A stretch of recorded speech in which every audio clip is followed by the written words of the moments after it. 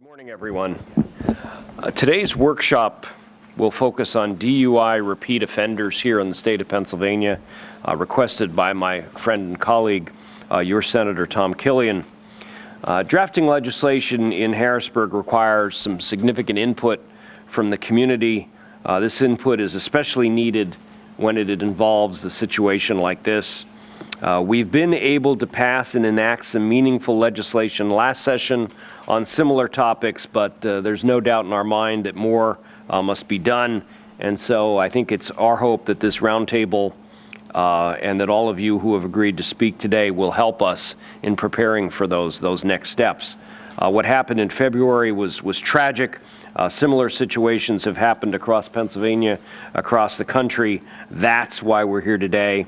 We've assembled a team of state lawmakers, state and local law enforcement, advocacy groups, members of the family, members of the community to help us address this issue.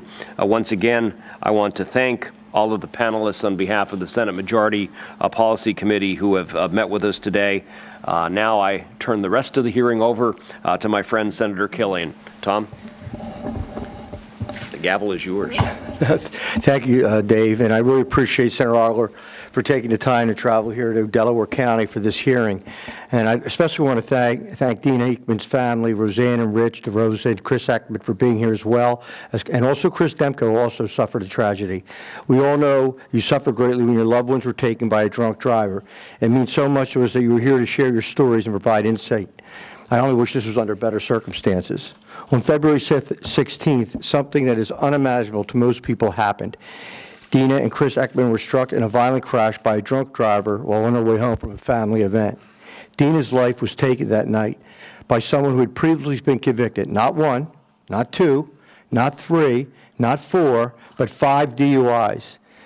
This night, the driver received his 6th DUI. Not long after that, I met with Roseanne, Rich, and Chris to hear what their family experienced and get some suggestions on how we can make the laws here in Pennsylvania better. I was joined with Greg Rowe from the District Attorney's Office and from the District Attorneys Association and our Delaware County District Attorney, Kat Copeland, at that meeting. And it was during that meeting we realized that although we have made, as David mentioned, we've made some progress in the laws. We had a major laws change last year. We've still a lot more to do.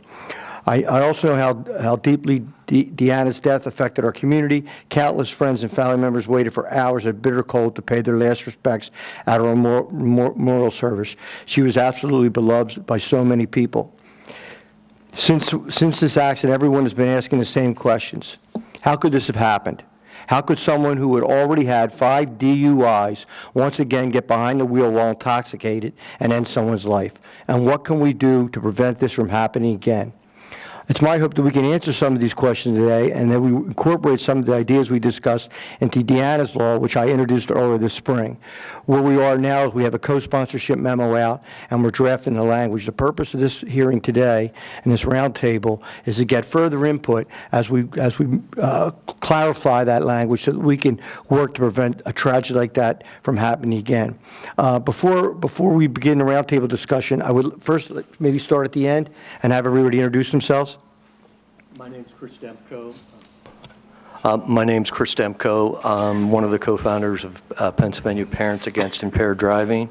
My daughter was killed almost 5 years ago by a repeat DUI offender who was drunk and high on heroin, and my daughter was 18 years old at the time. My name is Deborah Diodona, and I'm a victim service specialist with Mothers Against Drunk Driving. I'm Rich DeRosa. I'm Dina's dad. I'm Roseanne DeRosa, Dina's mom. Senator Tom Killian. I'm Dave Argel. The district that I represent is in Schuylkill and Berks County. Joshua Paul, Committee Executive Director. Jim Hennigan, I'm Lieutenant with the Pennsylvania State Police, and I'm the Station Commander at the Troop K Media Station. I'm Katya Copeland. I'm the District Attorney of Delaware County. I'm Greg Rowe, the Director of Legislation and Policy for the District Attorneys Association. Good morning, Nolan Ritchie, Executive Director for the Senate Transportation Committee, Office of Senator Kim Ward. Good afternoon. Good morning, Tracy Plunkett, Representative Stephen Barrar's office. Thank you. Before we begin talking specifics with all the folks we have up here, I think it's really important that we hear from Dina Ekman's family, as well as Chris Demko. These are the folks that suffered the tragedy and are reaching out to try to make sure it doesn't happen to anyone else. And that's our purpose here today, to draft language that we can pass, get through the legislative process in Harrisburg, to tighten up our laws so this does not happen to happen to other families here in Pennsylvania. I would like to first turn it over to Dina Ekman's family. I would like to thank all of you for your attendance here today to propose Dina's law. A special thank you to Senator Tom Killian and Shannon Royer for making this a priority, and to Kat Copeland from the DA's office for her support. Dina was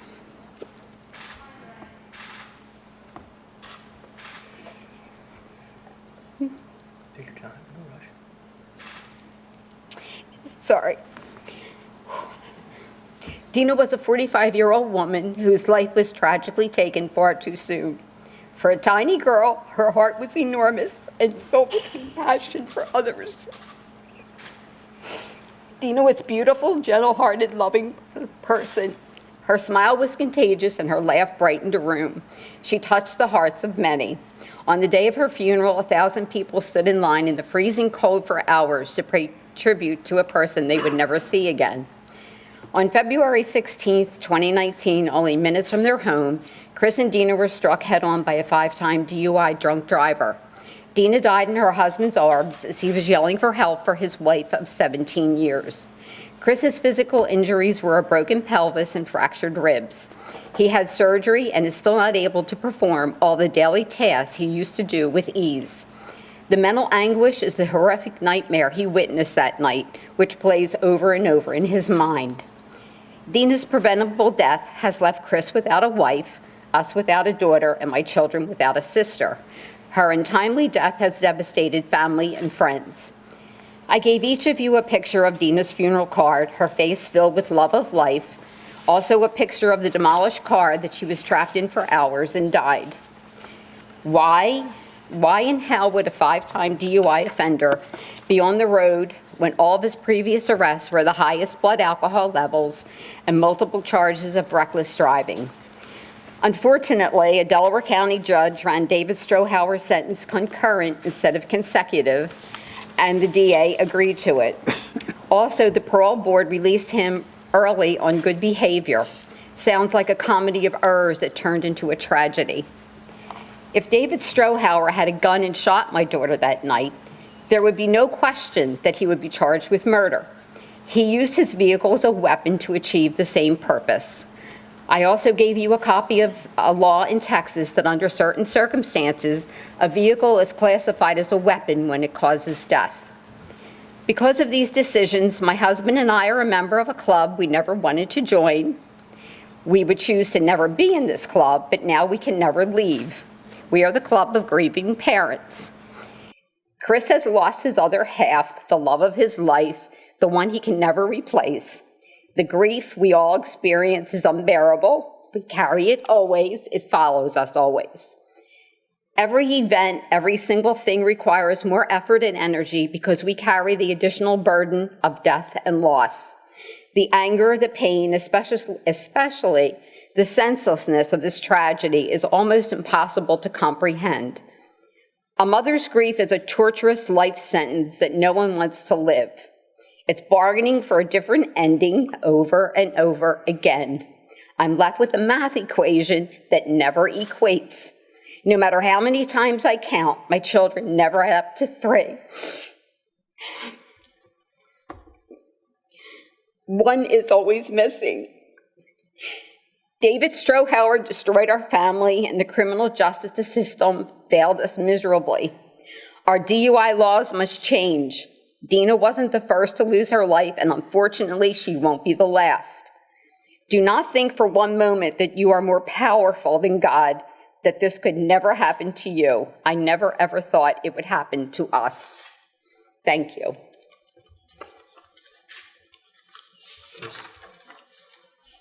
Rich. When this tragedy happened, I learned that David Strohauer had 5 prior DUIs. I started to look into his past history. I looked into the DUI laws, both prior to the changes and the present laws. I think the laws are pretty good. MAD has done a fairly good job having the laws in the condition that they are, but like anything else, they could be tweaked. But in going through his record, I pulled his docket sheets, and in my mind, it seems that the enforcement of those laws is where the issue is. In this case, it appears to be a tragedy of ours, to play on my wife's words. So I'm going to give you a couple of things that I found, and you can take these as suggestions for changes that you want to make. So the first thing is that it takes a really long time between the person's arrest and when they're sentenced. Examples. It took 6 months to sentence him for his first racing arrest, 6 months to sentence him for his first driving while suspended, 5 months for his first DUI, 9 months for the second DUI. In fact, he committed his second DUI while he was just finishing parole for the first. It was 3 years for the third DUI and 2 years and 8 months after the fourth, 5 months after the fifth. There's no excuse for that delay. Many of the charges against him were either withdrawn or dismissed, I assume to gain a guilty plea. So therefore, he wasn't punished for some of the offenses that he committed. And some were actually reduced from the highest rate of alcohol to the lowest rate. I can't explain how that happened. Either our equipment that tells you he rated the highest rate is accurate, or it isn't. Let's get to sentencing. In the sentencing, the minimums are always the same. 1 to 3, 1 to 5, whatever the sentence happens to be. I think the minimums should increase incrementally with each repetitive offense. 1 to 5, 2 to 5, however you can do that to increase the minimums. Concurrent sentencing. In my mind, that's a free ticket for one of the offenses. The sentences should always run consecutive. License suspensions are good, but the reality is that they don't work. A guy like him drives anyway. Ignition locks are a good idea, but when you got a guy like David Strohauer with his father, he just buys him another car. So that proved nothing. Let's get to parole. The past history of the offender should be a major factor in deciding the parole. Obviously, a person with 5 DUIs has a really consistent recidivism problem. And that's an indication of that person's potential behavior in society. So consider classifying repeat DUI offenders as violent. And the reason I'm saying that is that the parole board, when they evaluate a person for parole, he's a nonviolent offender if it's DUI. Nonviolent offenders require only 1 parole board member and 1 parole hearing member. Actually, the parole hearing member is the one that makes the decision, not the parole board, which we all think is the way it happens. So for a DUI offender, a repeat DUI offender, he should be classed as violent for purposes of parole, so that more than 1 parole board decider participates in the decision. And as my wife said, a drunk driver with a car is just as risky as a guy with a gun. I won't get into the qualifications for parole board members, although I can if you want to discuss it. But what I can tell you is they are supposed to consider the person's past behavior. I've been told that they only consider the person's behavior in prison. That's not true, or it's not supposed to be true. So all these suggestions above only make a difference after the violation has been committed. So all the laws that you can make, they're only a deterrent to an honest person. Addicts and narcissists like David Strohauer and his father, they don't recognize these deterrents. The real need is to stop the opportunity for drunk driving. So none of those problems are going to be solved by, politicians, lawmakers, or increased enforcement. The biggest solution in mitigating the DUI issue is going to be solved by engineers. Engineers are going to develop vehicle systems that passively detect the condition of the driver and prevent an impaired, that would be an intoxicated or a drug person, from operating the vehicle. Passive detection systems are already in development. MAD has been aware of this since 2008. There's also another group called DADS, Driver Alcohol Detection System for Safety. They've been working this problem too for years. Now, Pennsylvania could be at the forefront of demanding this technology. My suggestion would be to craft a requirement to your motor vehicle code This says, any vehicle manufactured after, pick a year, 2025, has to be equipped with a passive impaired driver detection system which would render the vehicle inoperable or operable to a reduced capacity by a drunk or drugged person. It'll take about 20 years to purge the state of all the older cars, but you got to start someplace. These passive alcohol sensors are already in use by some police departments. That's all I've got. Thank you, Chris. Chris? Rich. Rich, I'm sorry. Chris Demko, would you like to talk a little bit about your situation and what you... Yeah, I'll try to keep it simple. When our daughter was killed by a repeat offender, we realized how common it is. I think most people don't realize it until it happens to you, but there's usually 300 people killed every year in the state of Pennsylvania. There's thousands of injuries, and about 40% of fatalities are tied to repeat offenders. After our daughter was killed, we realized how common this was. We then formed a group with about almost 30 families now from across the state of Pennsylvania, and about 44% of our group, our kids were killed by repeat offenders. Our group was really active with the last piece of legislation last session, and it was a big piece of legislation that I would sit there and say is primarily a penalty. But the problem is, it's a lot bigger than penalties. You're not going to put people away in jail forever. I think our position related to the penalties until the state figures out, and not just legislators, the state, the whole DUI industry, because it's really an industry, it's so big. The state needs to figure out how to handle treatment and how to handle the offenders on their first, their second, their third, where it's not just long jail time. And I think our focus this session or going forward is treatment. The state does a really poor job of managing treatment. They don't measure treatment, but yet treatment is a cornerstone of DUI legislation and of penalties. So from our perspective, that's where the state needs to go. There's some major legislation that is reforming criminal justice, and effectively they're going to have to rely on treatment. So I think the big issue that our group is focusing on is the need to improve the measurement of treatment, as well as making it a more effective outcome. So that's what I have to say. Thank you. Thank you, Chris. We've just heard a whole list of suggestions dealing with parole, minimums, whether sentences should run concurrent or consecutive. We have some folks up here. We have Richie Nolan, who's the ED of the Transportation Committee, who was instrumental in the legislation that passed last year, and our DA, Kat Copeland. We have State Police as well, and Greg Rowe from the District Attorneys Association. I'd just like to turn it over to you for comment. Feel free, whoever wants to jump in, is what you think, as we look to change the language and the treatment option. I mean, that's something we definitely need to be looking at, is what we're doing while we have them incarcerated. And then in this case, it seemed to me that once released, he didn't make one of the requirements that he should have made after being released. And we need a better system within probation and parole that they'll grab right back. If they're not going to meet the requirements, what got them the parole in the first place, get them right back into the system. So I'm going to now turn it over to the rest of the panel. Okay. Thank you, Senator Killian. As the DeRosa and Ekman family talked about, there's some cold, hard facts. On February 16th of 2019, Dina was killed by a 5-time previously convicted DUI offender. She and her husband were driving home from their nephew's 3rd birthday party when David Strohauer, traveling at 69 miles per hour, veered into oncoming traffic, slamming his car into theirs.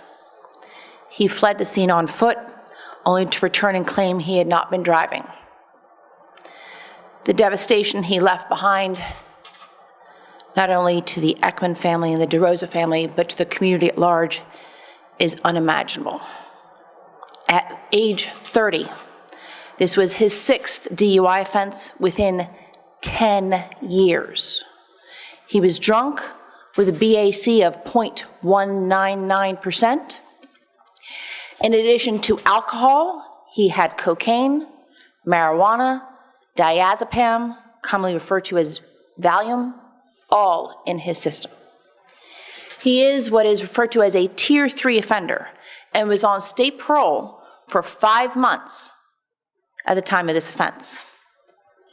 For each one of his previous DUI offenses, he served the mandatory sentence required under the law, each time he emerged from prison to reoffend. I'd like to thank the Senate Majority Policy Committee, including obviously Senator Killian, for our recently enacted laws that have significantly improved our DUI laws, particularly with respect to repeat offenders. The increased grading of a felony of a 3rd degree for a 4th-time DUI offender and for a 3rd-time person with a DUI conviction within 10 years with a BAC is 0.16 or higher. And also for our recently enacted homicide by vehicle while DUI, where if there's a prior DUI, the mandatory is set at 5 years. And where there was 2 or more previous DUIs, the mandatory is set at 7 years. DUIs are not harmless crimes. Most importantly, every DUI driver, when they get behind the wheel of a car, they're potentially a homicide waiting to happen. There's an ongoing issue with respect to DUI offenders, that is, repeat DUI offenders. The penalty for a 3rd-time DUI offender who is a Tier 3, that is, a BAC of 0.16 or higher or drugs in their system, is a mandatory of 1 year in jail. The penalty for Tier 3 offenders who are on their 4th offense, 5th offense, or like David Strauhauer on their 6th offense is the same, 1 year in jail. So what solutions can we suggest? These penalties need to be increased. We can expand the mandatory on Tier 3, 4th, or subsequent offenses from a 1 year to a 2 year or higher, and most importantly, with no RRI eligibility. RRI stands for Recidivism Risk Reduction Incentive. It's essentially good time credit in state prison. Why should these offenders get early release when they have, by definition, proven themselves incapable of not driving while under the influence? Tier 3 offenders with a 1 year mandatory has a RRI minimum of 9 months, meaning they get out after 9 months. Tier 3s are also, generally speaking, state intermediate punishment program eligible. Essentially, they can get treatment while in prison. And that ineligibility, any ineligibility can be waived by a prosecutor. Our experience has shown that state intermediate punishment is an incredibly effective program which provides treatment to offenders whose crimes are motivated by addiction to drugs and alcohol. Now, when the 4th and subsequent offenders come back into the system, they either rejected state intermediate punishment and didn't take advantages of the offers that made, or they did their time, or treatment for them has been ineffective. This increase of punishment both addresses the problem and narrowly focuses the solution. Solution suggested number 2 is to have the Sentencing Commission do a sentencing guideline enhancement for the new felony DUI convictions, that is, the 4th conviction or more, or the 3rd where the BAC is 0.16 or higher. Currently, these offenses are assigned under the sentencing guidelines an offense gravity score of 5. That means for an individual with no prior record, or prior record which doesn't actually count under the guidelines, their guidelines are restorative sanctions to 9 months in the standard range. To put this in perspective, a commercial burglary, a theft of $2,000 to $25,000, or 3rd or subsequent library theft are all assigned an offense gravity score of 5. An offense gravity score of 6 or higher would be more appropriate. Chris Demko described it best. What we should be asking, what does treatment look like in our jails? One of our goals is to reduce recidivism, to prevent people from repeatedly cycling in and cycling out of our criminal justice system. Simultaneously with the proposed increase in punishment, we need to address treatment for DUI offenders in prison and when they're released. I'd like to thank the senators here for having this committee meeting. I'd like to thank the Pennsylvania District Attorneys Association, particularly Director of Legislation and Policy, Greg Rowe, who is always at the forefront of these kinds of issues, and for their wise guidance, and to Chris Demko and his family for their incredible bravery and efforts in changing the DUI law to what it is today. And of course, the DeRosa and Ekman family, who despite the tragedy that they have faced, are here sharing their stories through their grief and asking us to not let somebody else become a victim of these kinds of changes in the law, which are easily changed and easily acceptable. Thank you. Thank you, Kat. We have with us Greg Rowe and Nolan Ritchie. Greg is with the District Attorneys Association and frequently in the Capitol helping us draft legislation. And Nolan Ritchie is the Executive Director of Transportation Committee who helps write the bills when we as legislators are looking to make the laws here in Pennsylvania better. I'd like to turn over to them and ask them for their comments both to what the families had to say as well as what District Attorney Copeland had to say. Thank you, Senator. And on behalf of the District Attorneys Association, we really appreciate being here and being able to provide input. Obviously, our condolences to the DeRosa family. And Chris Demko, it is always a privilege and an honor to work with you and to be at a forum with you. You know, one of the themes that we've heard here from pretty much every speaker thus far has been about the early DUIs, the first and second and third DUIs, about the theme of treatment. That's a really important theme here that I think we really need to, as we go forward, need to focus on and to talk about. And here's why. We hear this a lot, and this isn't just in the Capitol, this is just in everyday life. We often hear a line that's basically, it was just a DUI. He had one beer too many, he got home, he was fine. Nobody got hurt. We hear that. Thank God nobody got hurt, because that driver was impaired. And when we're talking about treatment on somebody who's done a first or a second, even when nobody's been hurt, they've been arrested, they've been convicted, they're not going to go into the state penitentiary. They might go to county jail, they'll do a short sentence, a few days, and get treatment. It's really important to keep in mind that if we don't provide that treatment, if we don't look at the quality of the treatment, if we don't fund the treatment, that second DUI is going to become a fourth DUI, which is going to become a fifth DUI, and someone's going to die. Now, not everybody can be treated. Not everybody's amenable to treatment. Not everybody wants treatment, but a lot of people are. So while in this case, I don't know what more robust treatment would have done for the Demko family, I don't know. But one of the lessons globally is when we hear the line of it was just a DUI, we got to speak up and we got to say no. Because a year from now, again, it'll be a fourth or a fifth. And it's an easy response to say, but to confront somebody with it, maybe a person who was that driver, who was a little glib about it, that's a little more confrontational. But to convince people, to convince lawmakers, to convince policymakers, to convince the general public, I think that has to become part of our parlance. So we all need to do that. It's hard to do. It's hard to confront people like that, but we really need to. One of the other themes is when Kat was talking about increasing the penalties, we're not talking about the need to build a new wing in our state prisons.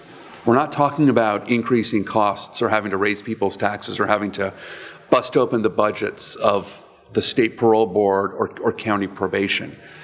Our goal here, and what we're talking about, is focusing on that small, thank God, small number of, we're not talking repeat offenders, we're talking about the repeat offenders who repeat and who have very high blood alcohol levels.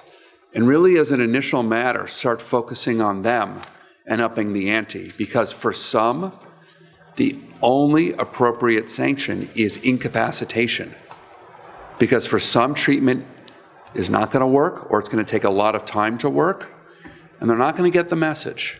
And the only way to keep them from being behind the wheel, drunk, or high on drugs, or both, is to incapacitate them. Again, we don't think it's a hugely significant number, but it's too many. And the consequences of inaction are tragic and ultimately are deadly. So I think the points that Kat talked about, Senator Killian talked about, and others will, but focusing on this cohort of individuals will yield a lot of benefits, and I don't think will end up costing a lot. In fact, I think where there are costs associated is with better treatment.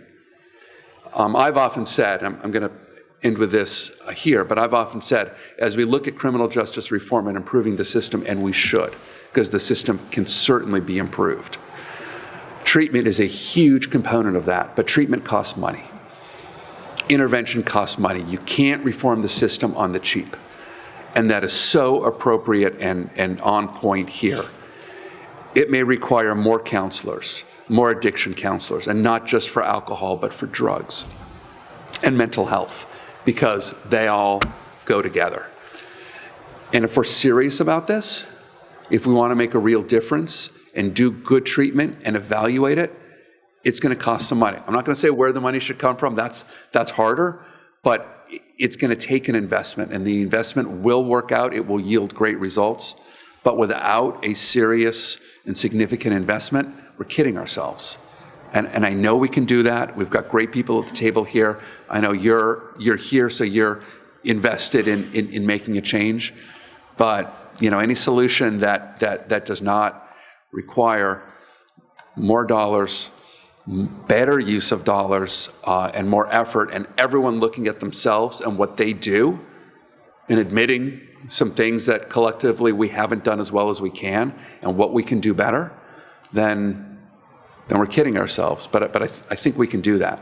But it's going to be challenging. But I think we can do that. No? Sure. Thank you.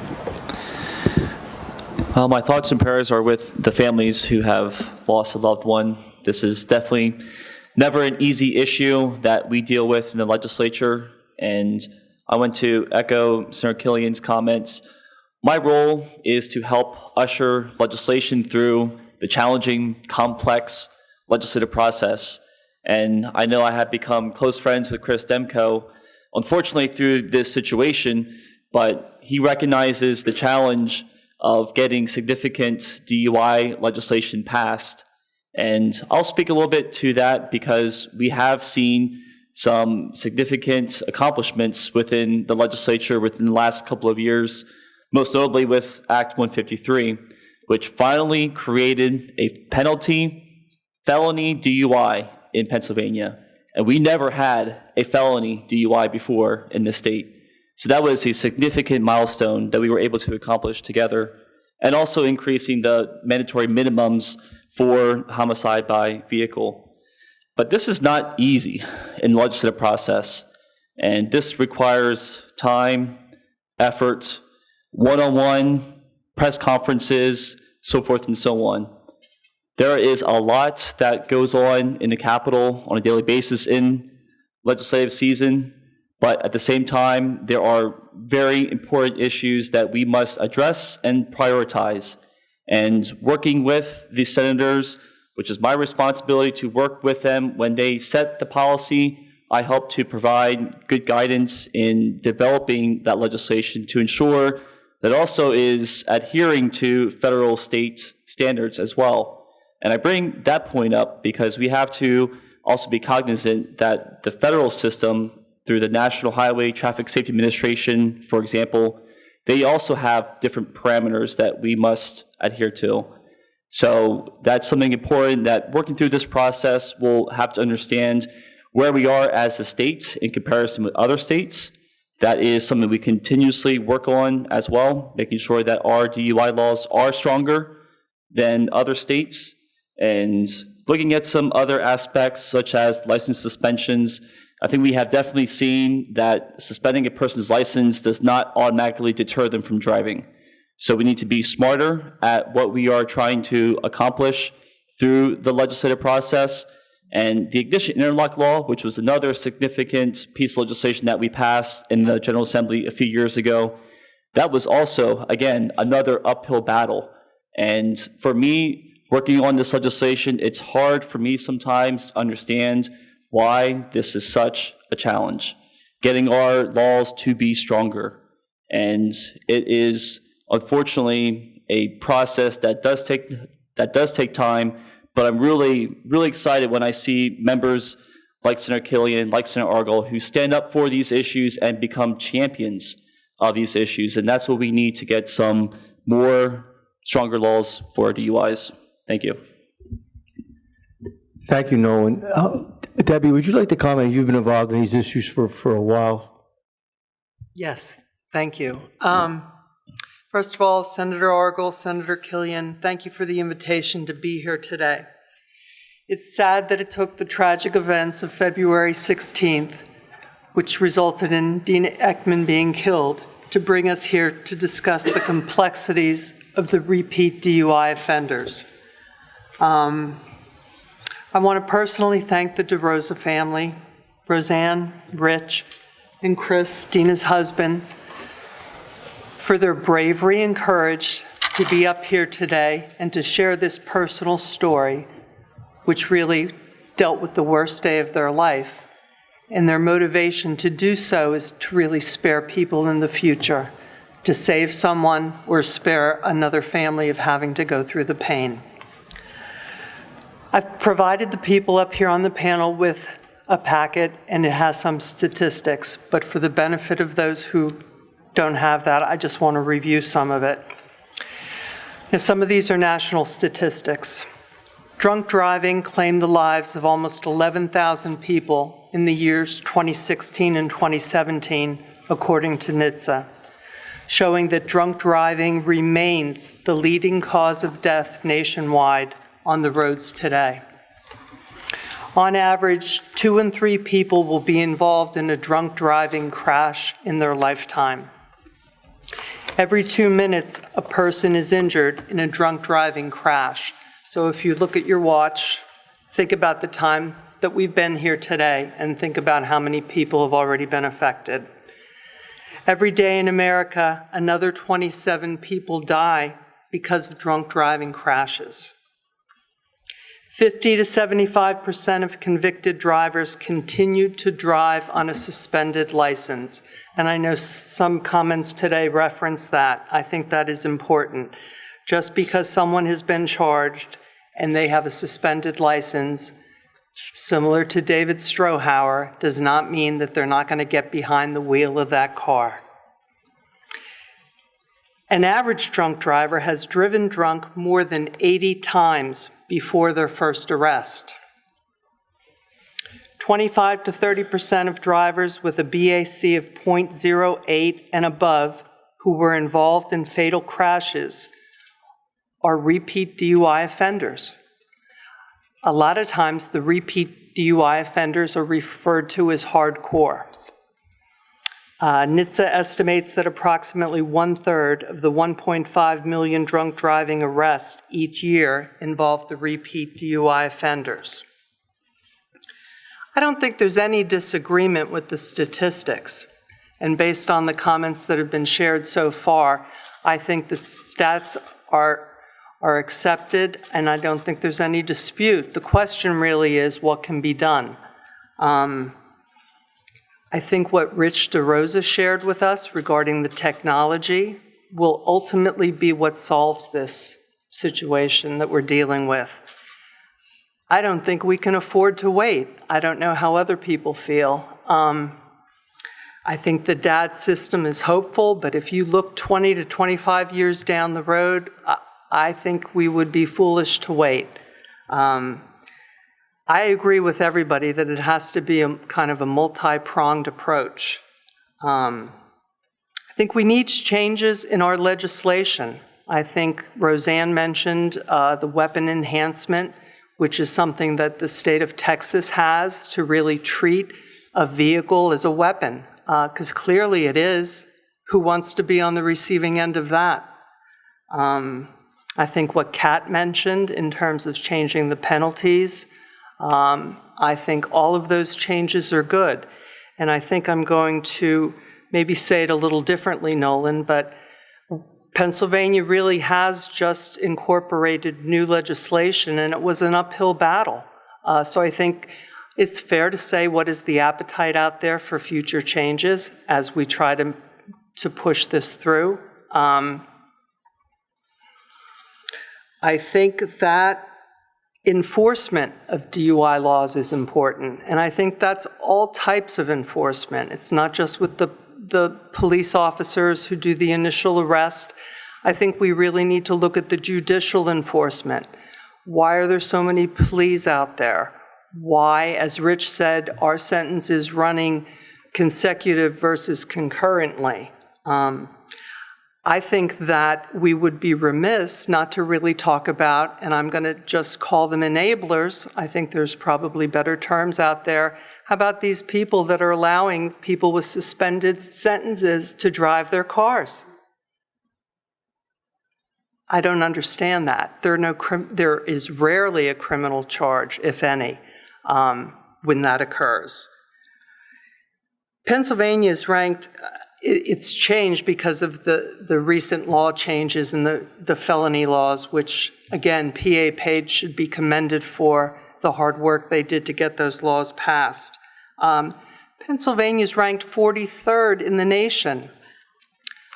That doesn't make me feel good. I would like to see our penalties and sentences be much stricter, and I think we seriously need a change, and we really need to ask ourselves, living in this state, what do Pennsylvanians value?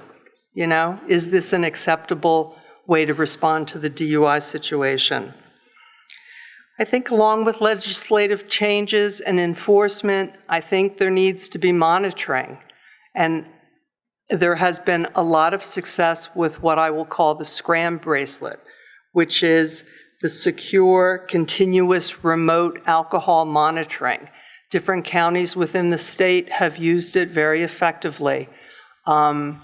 It's different than an ignition interlock, okay? Because if someone is issued a SCRAM bracelet, as soon as they ingest alcohol, the monitor goes off and they are picked up as a violation. And different counties use it differently. This is to my knowledge, but sometimes it's once someone was arrested for a DUI, they're issued a SCRAM. Sometimes it's used on the probation or parole end. So there's different ways to use it, but I myself, driving the roads, would feel much safer to know that someone, whether they're out on parole, whether they've just been arrested, that they are actually, if they ingest alcohol, that they would be picked up sooner. Another form of monitoring, I think, is DUI courts. I think that there's a benefit to counties that run DUI courts. It's a consistent judge, it's a consistent prosecutor, and it also expedites how quickly someone moves through the process, which I think is important. And they meet more frequently. They come back before the judge and to check and see how they're doing. It's kind of what they call a problem-solving court. They do it often for drugs. They do it often for mental health. As I said, some counties do it for alcohol, and I think that there's value to considering it in the future. And then, as everyone is agreed, you're not going to touch the hardcore offenders unless there's court-mandated treatment. And again, the DUI court could monitor that. But what I want to really emphasize today, we're speaking specifically about Dina Ekman and David Strohauer. There's a lot, I sit in courtrooms across the state. There's a lot of other David Strohauers out there. I don't think anyone should fool themselves for 1 minute that this is not a more common occurrence. There's actually a gentleman now who's sitting in prison. It's a Delaware County case, and he's an 8-time DUI offender. His first DUI arrest was back in 1999. His very first charge was homicide by vehicle while DUI, okay? His most recent charge was in August of 2018. He was arrested, He was on parole. He was released that night. He was an 8-time convicted DUI offender. He was picked up, regardless of having a history of absconding and having to have bench warrants issued. He was released, and to no one's surprise, he did not show up for his next meeting with his probation officer. And his license is suspended until the year 2046. So whenever his case is fully adjudicated, his next court event is in June, and whenever he serves the term of whatever that sentence will be, since it was August of 2018, it will not be classified as a felony. He will be classified as a habitual offender. Again, I would feel safer knowing that he's going to be on a scram bracelet, so that if he does ingest alcohol, that we would know immediately. So again, thank you for the opportunity today.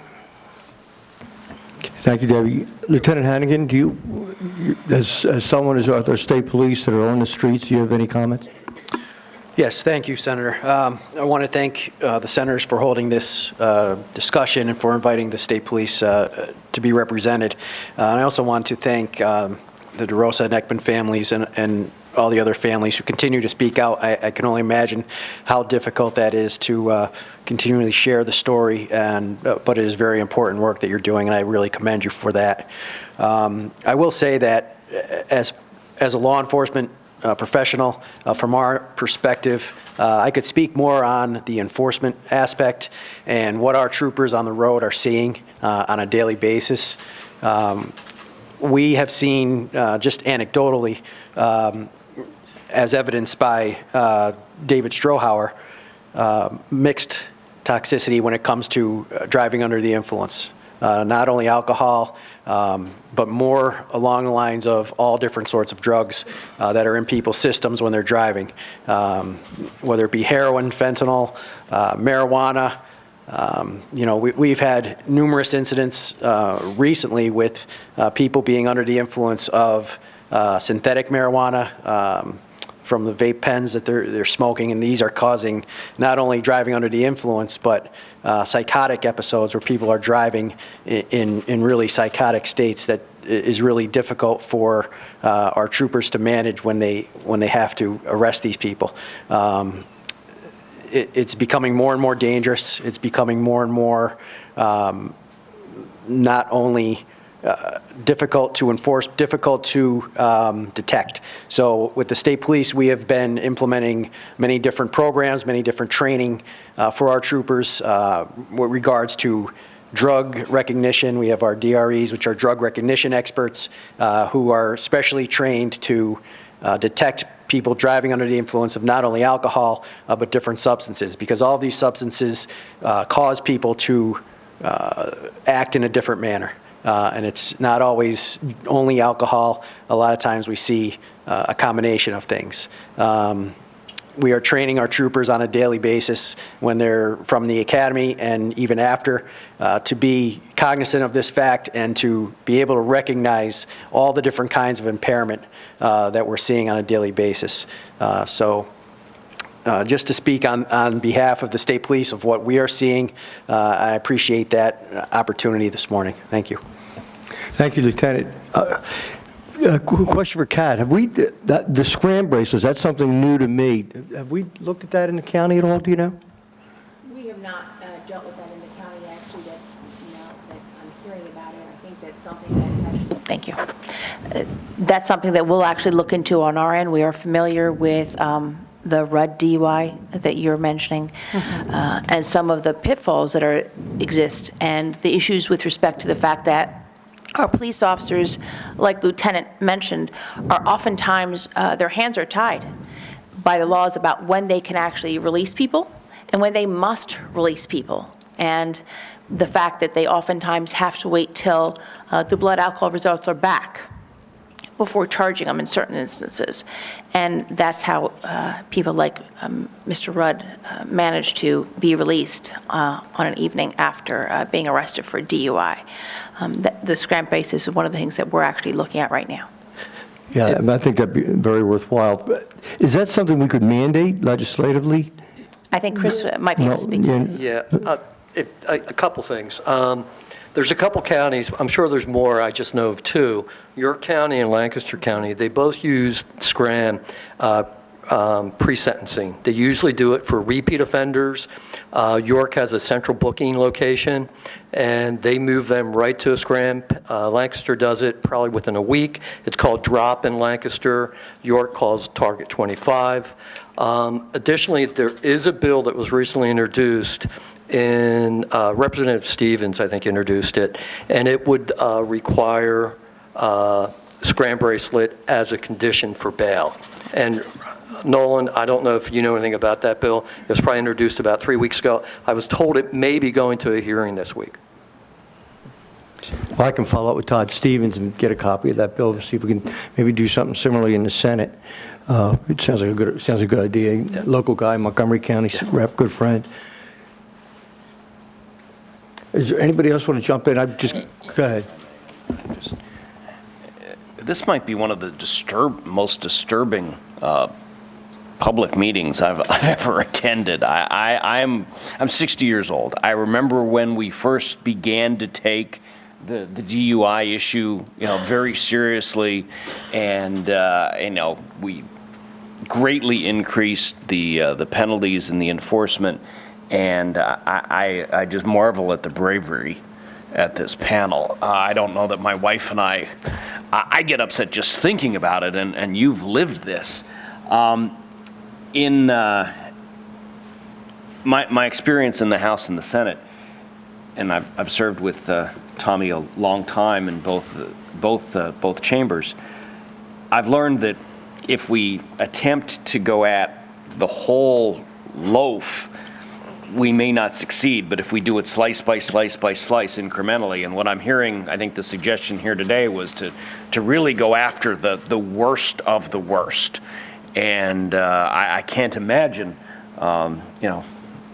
anyone objecting to that kind of legislation, and that's the role of this committee. Once the bill is drafted and the research is done, it goes to Nolan and his boss and the other staff on the Transportation Committee. We're the advanced scouts, if you will, in doing the research. And I'm curious, Mr. Strohauer, where is he today? Okay. And go ahead. Yeah, he's currently incarcerated. He's waiting trial. He just had a preliminary hearing last month or so. In terms of legal options, and I went to college for a long time after my undergraduate days, but not one day of law school, so I'm venturing into an area here without a lot of expertise. What are the possibilities for what can happen to him, assuming he's proven guilty? He is looking at mandatory minimum sentences thanks to the recently enacted DUI laws with respect to the homicide by vehicle while DUI. More importantly, because of the fact that he had actually received educational treatment about the consequences of DUI, we were able to charge him with third-degree murder, and therefore he faces the consequences should he be convicted of that. And what are the penalties there? He faces up to 40 years in jail. Okay. Very different from what he's seen in the past. Very much so. And the other thing, I guess, and I'll work with your senator on changing the law. The enforcement of the law is, of course, critical, and I think the education. I represent about 250,000 people between Reading and Hazleton, a lot of little towns, and I think on my e-newsletter in the next couple weeks, you'd mentioned about it's not just a DUI. I mean, that's a headline that we all should think about. I have to think a fair number of my constituents probably think that, yeah, the worst thing that can happen with a DUI is a ticket. You can show it. Thank you. Yeah, thanks, Tom. Thank you, David. There, a couple things. I agree with David that, when we move legislation, I mean, it's all basic math. We have to get 26 votes in the Senate, 102 votes in the House, and then get the governor to sign the bill. And so sometimes a narrower focus is better. What I heard here today, I think, is that I heard it from Greg Rowe and others, is that this smaller population of repeat offenders with high blood alcohol levels should be a priority as far as increasing the penalties, making sure they stay in prison so they can't come out and reoffend again and cause tragedy like this, but also on the education side. I think we need to work with, and I don't know if this is a legislative function or it's just working with the administration, is to educate our parole board and those involved in that system that a DUI isn't just a DUI, especially when you get in these 3, 4, 5 time, as we heard, was they let him out, and then he was able to go and consume alcohol, cause a tragedy, and that gets back to why I like this scram bracelet. And the minute he had a drop, then maybe the state police could, or local municipal police could grab him and put him back as a parole violator. So we have a lot of work to do, and that was the purpose of today. As myself and my staff, working along with Nolan and the experts in the Transportation Committee, draft a final bill that we can submit. We've already put a co-sponsorship memo out without language, which is kind of unheard of. I already have 8 co-sponsors on this bill out of the 50 senators without any hard work being done other than letting the memo out and talking one-on-one, obviously, with some of my colleagues. But we have a lot of work ahead of us. I am going to be counting on the families, which I know I can, to help us in this effort as we educate the other senators as to the importance of this, so that we can make sure this just simply doesn't happen again. And we have some folks that have already been down this road legislatively and how you move a bill forward that we'll also be calling on to help. With that, I'll see if there's any other comments to the panel. Yes, Tracy. I guess my question goes to Nolan. From an enforcement standpoint, the consecutive versus the concurrent, is it not true that the judges have the discretion to determine that? They do. That's the problem. I would probably defer that to the court system. And I know that we had taken legislative action recently as well, that if there was a conviction, that we were looking to ensure that if the person was pending sentencing and they were receiving another DUI for that same situation, that it was all being considered at the same time and not waiting for that next court date. But I'll defer to the courts, maybe help explain that a little bit better. So yes, you're correct.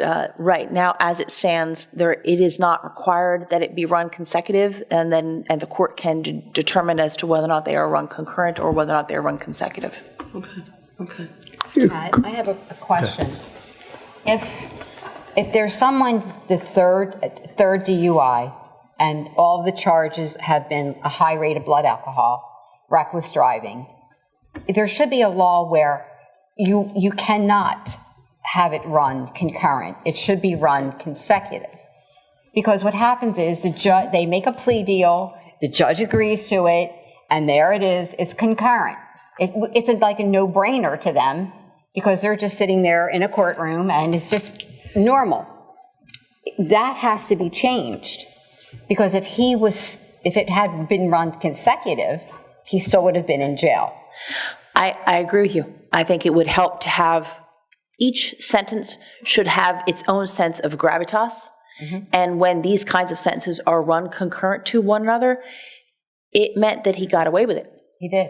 Absolutely. So what you're saying completely makes sense. The second aspect of that is that that has always been an issue that has been ongoing. So a change in the law, making it mandatory that they run consecutive, would give a bite to it. Having said that, when he got out of jail, maybe another 8 months down the road, he would have done it again. Right. Because he went through all the rehabilitation and it meant nothing. And his father basically gave him the tools to commit this crime. So there's nobody held accountable for whoever hands you the keys to the car. If one of my children were charged with a DUI, I guarantee you they wouldn't be driving for a really long time. But his father continually helped him, enabled him he gave him a vehicle He didn't care when he saw his son drunk all the time. And other people have to be held accountable. Bar owners are held accountable. If someone leaves their bar and they're drunk, they go after the bar owner. His father knowingly watched him that day drink heavily. His brother did. And they let him, and they said, well, you know, we couldn't stop him. Call 911, take his keys away, drag him out of the truck. There's a million things that could have been done to prevent this. But nobody can step up to it. Nobody wants to address it. It's a great point. It's a lesson for our public to be aware of. There are so very many options for people to take in terms of what things that they can do to stop people from becoming a DUI offender. On the concurrent versus consecutive, Greg, have we had, or Mullen, has there been any legislation? And Greg, from your perspective as someone who lobbies on these issues for the DA Association, how heavy of a lift would that be? There was a totally unrelated bill. It was a bill in the House. I think it was Tony DeLuca's bill on certain repeat violent offenders, crimes with firearms. And he's had a bill for many sessions. And I think Rick Saccone picked it up at one point too, which would have required a consecutive sentence when you had multiple violent crimes being committed as part of the same criminal episode.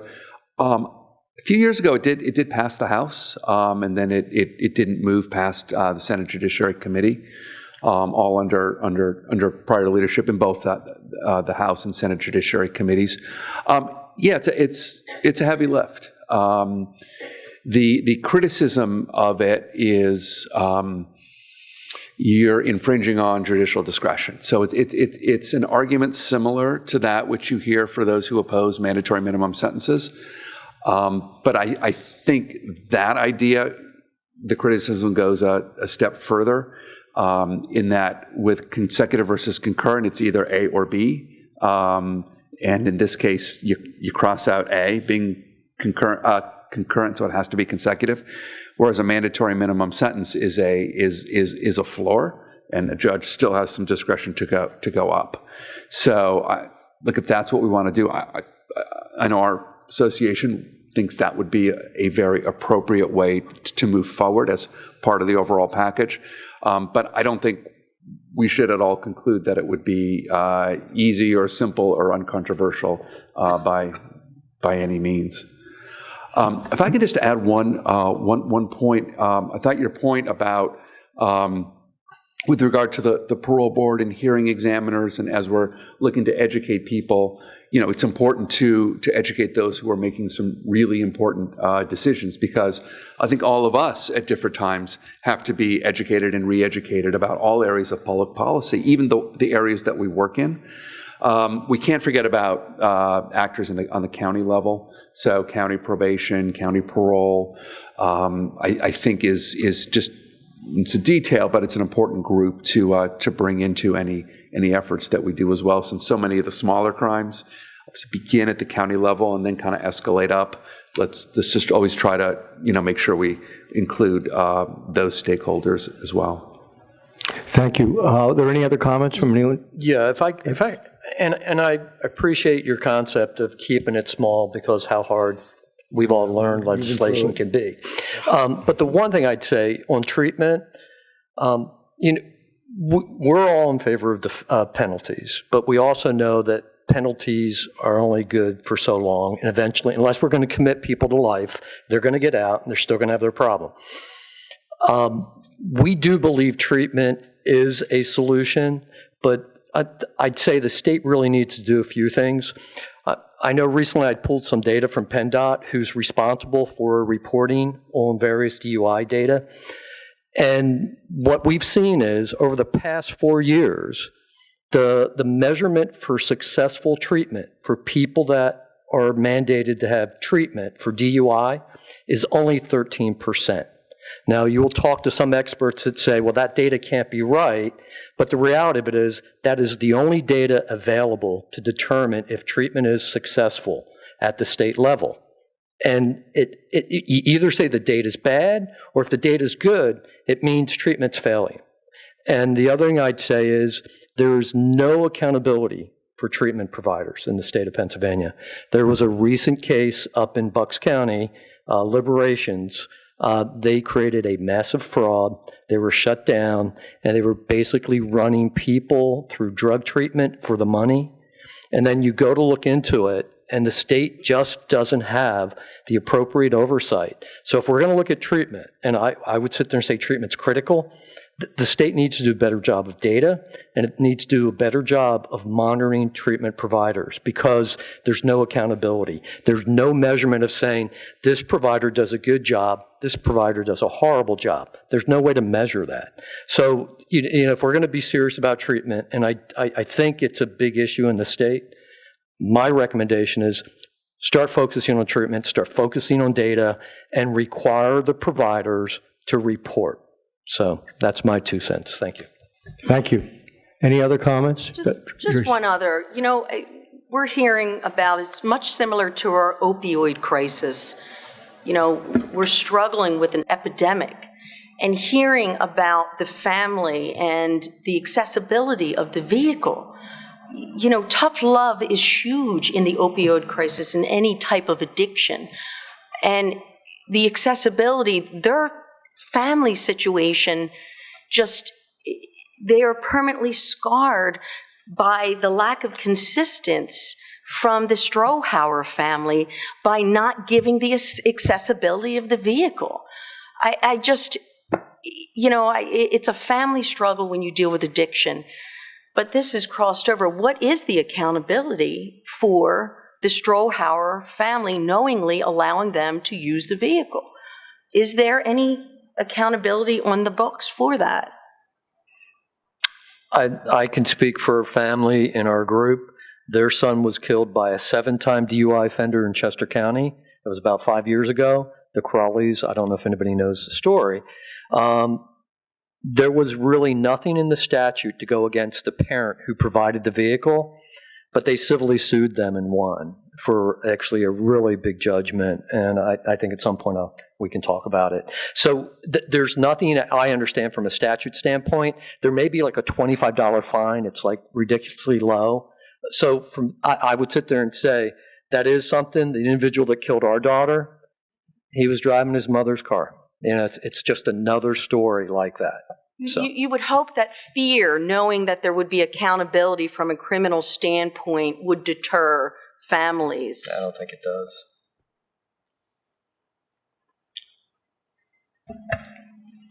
David? Are we finished now? Yeah, I think we are. I just want to thank Tom for bringing us all together. Look forward to working with him to address this issue sooner rather than later. And I look forward to seeing the folks here in the room at the bill signing ceremony when we're sitting next to the governor. Thank you, everyone.